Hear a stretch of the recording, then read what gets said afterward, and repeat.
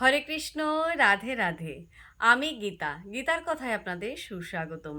আজকে আরও একটি ভিডিওতে গীতার একাদশ অধ্যায়ের ৫ নম্বর শ্লোকটি পাঠ করছি। আপনারাও কিন্তু আমার সঙ্গে অবশ্যই পাঠ করবেন। ওং নমো ভগবতে বাসুদেবায়, ওং নমো ভগবতে বাসুদেবায়, ওং নমো ভগবতে বাসুদেবায়।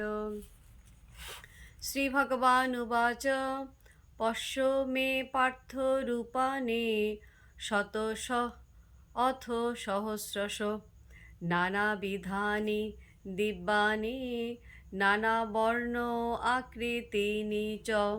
অনুবাদ: শ্রী ভগবান বললেন, হে পার্থ, নানা বর্ণ ও নানা আকৃতি বিশিষ্ট শত শত ও সহস্র সহস্র আমার বিভিন্ন দিব্য রূপসমূহ দর্শন করো।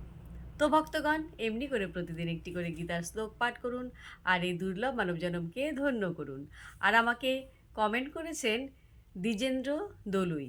রাধে রাধে, আপনাকেও রাধে রাধে। হরি বল। ও ভাই, কি যে সহ্য করলাম।